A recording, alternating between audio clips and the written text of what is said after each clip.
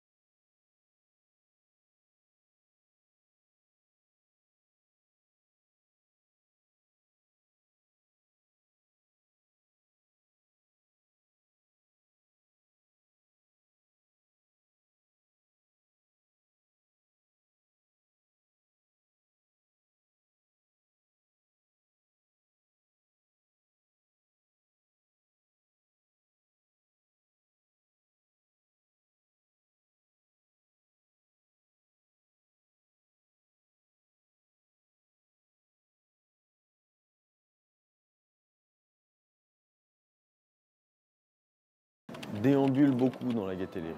Et donc ils essayent un petit peu tous les espaces, tant qu'elle est un peu nouvelle, ils essayent, ils viennent. Et donc il y a beaucoup de gens qui passent finalement. Tout le monde ne reste pas, tout le monde n'y passe pas des heures, etc. Mais tout le monde s'y essaye. Et donc finalement, il y a des publics de tous les âges, de toutes les catégories sociales, j'imagine, qui viennent ici et qui s'essayent au jeu et qui testent, ne serait-ce que pour la première fois.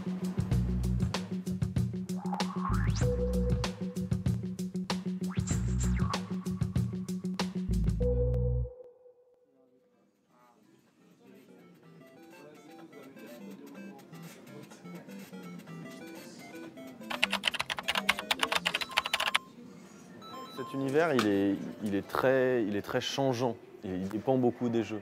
Et donc ces réactions dépendent aussi beaucoup des gens. Donc, je ne sais pas si vous connaissez le réalisateur de théâtre et de films qui s'appelle Peter Brook, un vieux monsieur qui a 92-93 ans. Il est venu ici avec son petit-fils.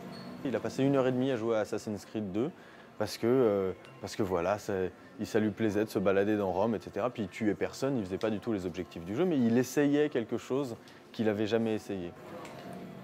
Et donc très souvent, au lieu d'avoir des jeunes qui monopolisent la manette, on a des jeunes qui passent la manette aux vieux parce qu'ils ont envie de partager cette culture. Ça fait partie de leur monde et ils peuvent être justement, ils peuvent inverser un petit peu cette position classique et dire ah bah cette fois-ci c'est moi qui vais montrer quelque chose de nouveau et d'incongru à mes parents. Et les parents dans cet espace nouveau sont dans une disposition d'esprit qui leur donne envie d'être dans cette découverte-là.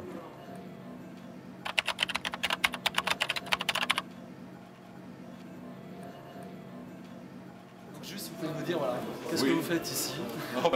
J'accompagne mes petits-fils, voilà, qui sont des acharnés des jeux vidéo. Surtout celui-ci, là, qui est tout à fait nouveau. Hein.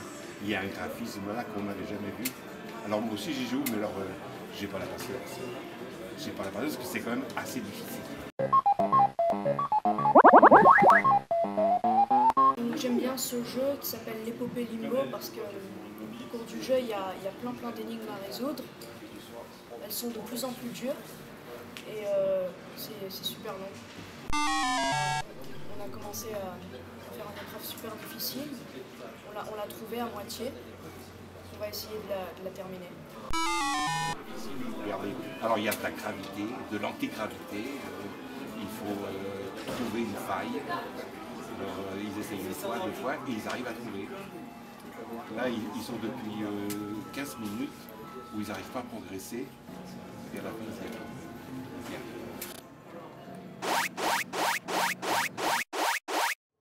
Quand elle s'est présentée, ça allait aussi. Ouais. C'est juste là, j'avais vu c'est bon, c'est bon. À qui s'adresse la Gaîté Lyrique? Alors, la Gaîté Lyrique s'adresse à tout le monde, à tous les publics. Évidemment, on constate, parce qu'on a ouvert depuis 2 mois, donc on est ouvert depuis le 2 mars dernier, que naturellement et assez spontanément, on a un public assez jeune qui vient à la Gaîté Lyrique, notamment les soirs de concerts, parce qu'on a beaucoup de concerts de musique électronique, de musique rock, de musique pop. Sur ces concerts-là, ce type de programmation, on accueille naturellement et on attire plus facilement un public jeune, c'est-à-dire entre 15 et 35 ans. En journée, ceci dit, on constate quand même que beaucoup de personnes âgées viennent la journée, sûrement parce que c'est des personnes qui connaissaient le théâtre de la Gaîté Lyrique et qui sont très curieux de voir aujourd'hui ce qui se passe à la Gaîté Lyrique. Il y a un public plus familial aussi la journée, un public de curieux qui ambule dans les espaces et vient vraiment découvrir ce bâtiment qui est tout nouveau encore, qui a 2 mois d'existence.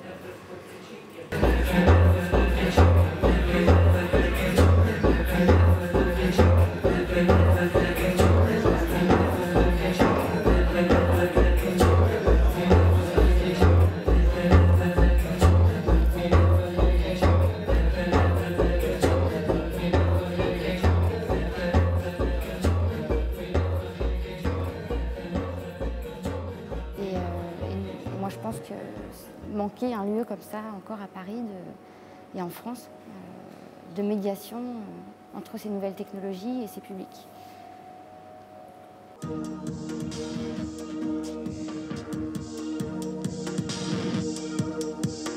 Et en même temps, on accueille des expositions comme celle qu'il y a en ce moment, l'exposition de Matt Pike.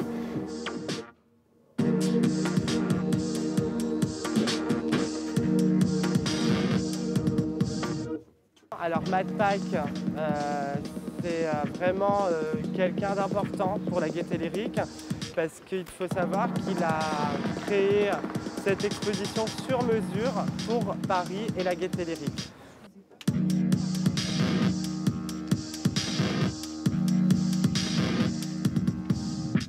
Depuis 5 ans, il est venu voir les travaux de la construction de la nouvelle Gaîté Lyrique pour prendre les mesures et puis pour penser aux futures œuvres qu'il allait mettre en place pour son exposition. C'est aussi ça la Gaîté Lyrique, c'est de faire un petit peu un voyage dans le temps.